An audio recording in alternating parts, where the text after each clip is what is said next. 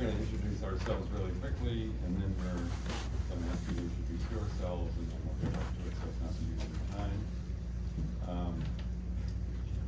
I'm John Barrett. I'm a UCLA law professor of constitutional law, among other things, and have been working for the Center for Civic Education for about 40 years. I'm Hank Jankos, law professor at the University of Richmond. I've been doing We the People stuff for about 25 years or so. Good to see you.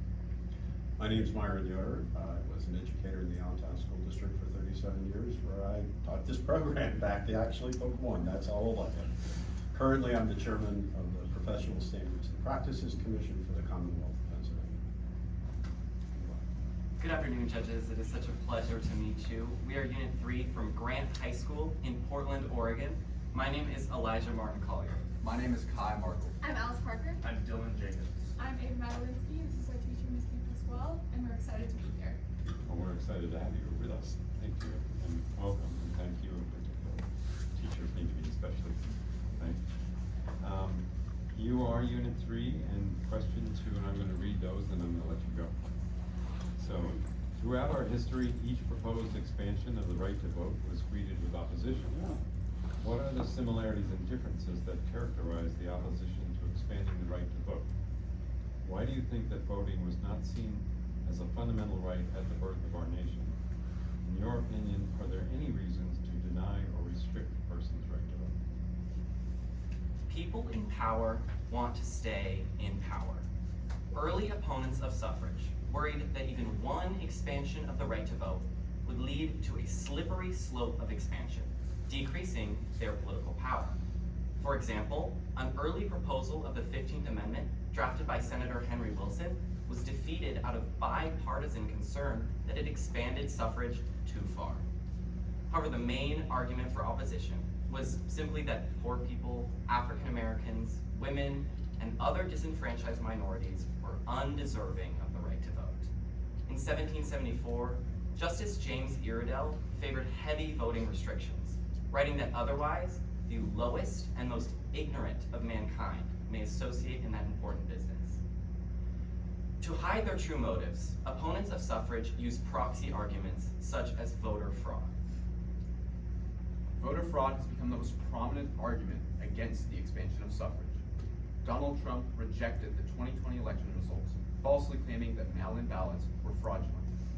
The 2013 case, Shelby County v. Holder, allowed Republican states like Texas and Georgia to tighten voter restrictions, ostensibly to reduce voter fraud, which is exceedingly rare. Just 24 hours after the Shelby decision, Texas introduced strict voter ID laws through Senate Bill 14. Just 2 days later, North Carolina implemented similar laws that targeted African Americans with surgical precision. Stark differences characterized each opposition to suffrage expansion. Black suffrage opposition, for instance, was characterized by violence.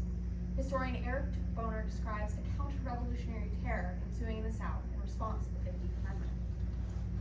Murderous paramilitary organizations like the Ku Klux Klan kept Black Americans from the polls for decades, until the Voting Rights Act of 1965. The opposition to women's suffrage was also unique, in that many opponents were white women. Professor Anya Jabour notes that many women found politics corrupt and believed the right to vote was unnecessary. Before 1916, more women joined anti-suffragist organizations than suffragist ones. The right to vote was not considered fundamental at the birth of our nation because, as historian Gordon Wood writes, geographic representation, suffrage expansion, and equal electoral districts were alien to 18th century English thought. The framers believed that only white male property owners deserved suffrage. They did not protect voting in the Constitution, leaving its regulation to the states in Article 1, Section 2. Madison wrote that the right of suffrage is fundamental to Republican constitutions, but its regulation is a task of peculiar delicacy. Thus, voting was seen as fundamental to a republic, but not a fundamental right for all people. True universal suffrage is neither feasible nor wise. Children under 16 should not be allowed to vote, as they cannot make informed political decisions. Mentally handicapped people should only be allowed to vote if they can independently express that desire. However, there are few valid reasons to limit suffrage, because broad generalizations about who is deserving of suffrage is dangerous to democracy. As Chief Justice Warren stated in Reynolds v. Sims, restrictions on the right to vote strike at the heart of representation. permanent residents who have applied for citizenship should be allowed to vote. Felons should be allowed to vote, incarcerated or not.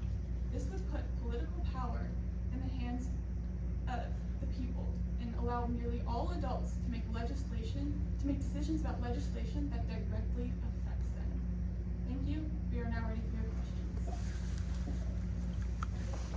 Great, thank you. You wanna go ahead? Sure. Thank you. Is there a difference between limiting the right to vote and limiting the right to cast a ballot? Yes, there is a difference. The right to vote, limiting access to cast a ballot is limiting, it is simply a legal method of blocking categories of people who can vote. Limiting the access to cast a ballot may not be legal. For example, people like in Reconstruction paramilitary organizations like the KKK incited violence and intimidated people from casting ballots, preventing people from voting extra legally.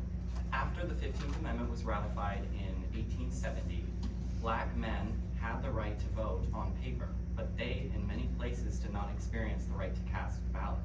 For example, in the state of Oklahoma, grandfather clauses for literacy tests were used to disqualify black people from registering to vote until 1916, when the Supreme Court found these unconstitutional, and continued to use literacy tests well into the 20th century until the passage of the 1965 Voting Rights Act.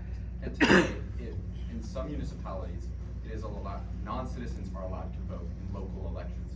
However, if they cast a federal ballot, it is considered a felony, and they risk getting the punishment of deportation for this crime.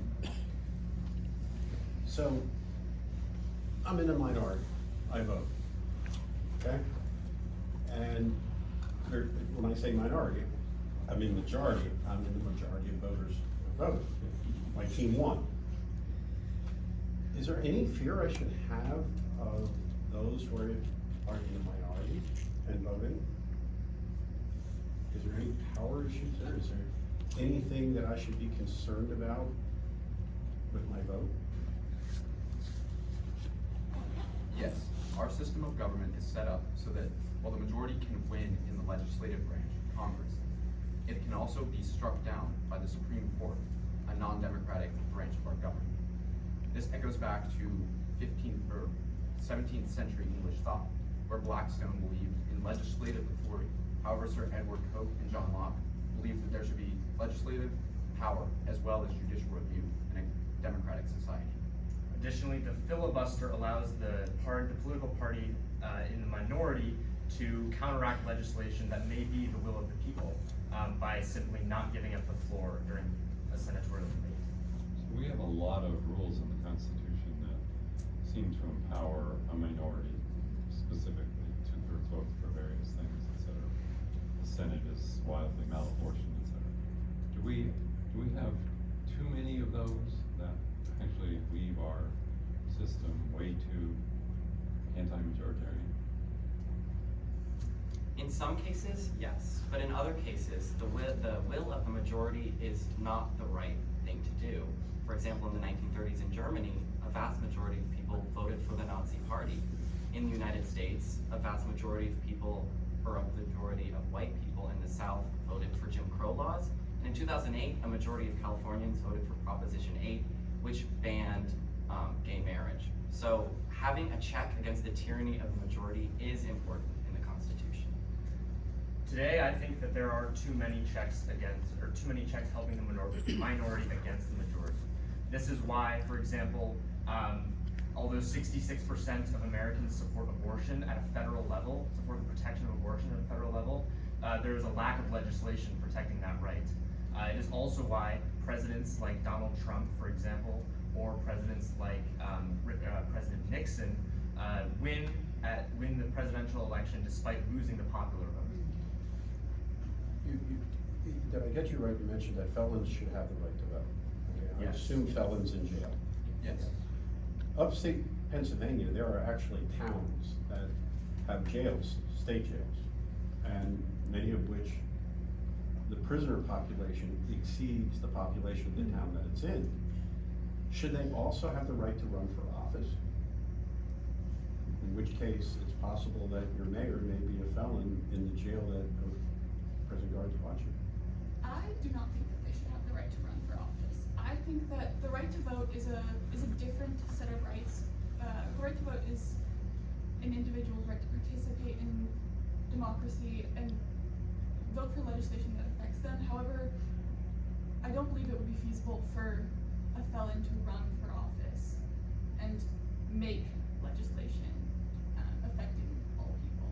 I disagree. Eugene Debs ran for president from jail in the 1920s.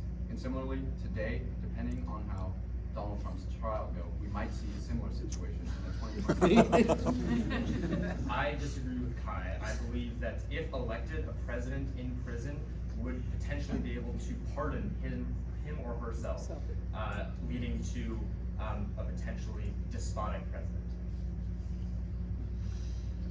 So how would one determine whether someone was too mentally challenged to vote?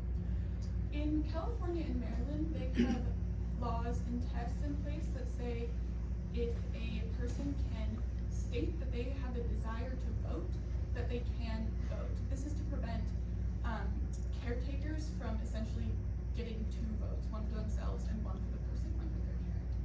The gist of these laws is that caretakers should not vote twice, but if a person is able to independently express and carry out, the right to vote, this means that they are demonstrating that they are sufficiently invested in the political process to know what's going on and know that they want to have a part in it, which means they deserve the right to vote. Who's going to determine whether or not they are able to make those decisions? I think it should be a decision based on state court orders determining that person's ability to participate in society, as well as the view of their caretaker, and if they can properly express those views, as my colleagues have stated, without intervention from other parties that could be harmfully influential. Can that rule be different from state to state, or should that be a uniform national rule? I think this should be a uniform national rule because as we've seen with past disenfranchised minorities, that the rules from state to state can vary so greatly. And in one state they can have full rights, whereas in other states they can be, these laws can be Additionally, following the 2013 case Shelby County v. Holder, we've seen a resurgence of states wanting to deny certain groups the right to vote. For example, in the 2021 Texas Senate Bill 1, Texas tightened voting restrictions to reduce mail-in ballot voting from like 12.4% to around 0.4%, and that disproportionately affected African Americans. The Shelby County Holder decision getting rid of the pre-clearance provision in section 4B, I very much disagree with because I much more agree with Justice Ginsburg's dissent in which he said that getting rid of pre-clearance is like getting rid of your umbrella in a storm when you get wet. How do we solve state restrictions that might impinge upon your ability to vote, or limit your ability to vote, or disenfranchise your ability to vote? Should that be left to the states?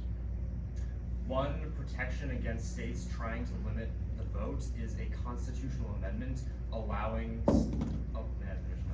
allowing citizens to vote easily and without undue burdens.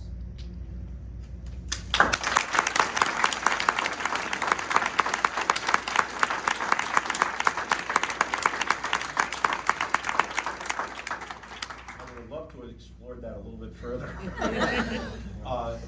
Hard when you have a group of 5 and you did it brilliantly. I mean, well done. It's obviously you work well together. You feed off each other, bail each other out when you need to, and that is extremely notable. And I thoroughly enjoyed this conversation with you, and you can't get any higher ranks than enjoying a conversation and a discourse. I'd also like to thank the parents and who have come from Oregon all the way here to see your students. Hey, cool, isn't it? Thank you as well from me. Really enjoyed the conversation too. I like the fact that you feel comfortable disagreeing with each other about things that are more than reasons to disagree about, which is great. That's part of the constitutional discourse. Loved hearing about Debs. He did get a lot of votes when he was sitting in prison. It's an interesting factoid, I guess you might call it.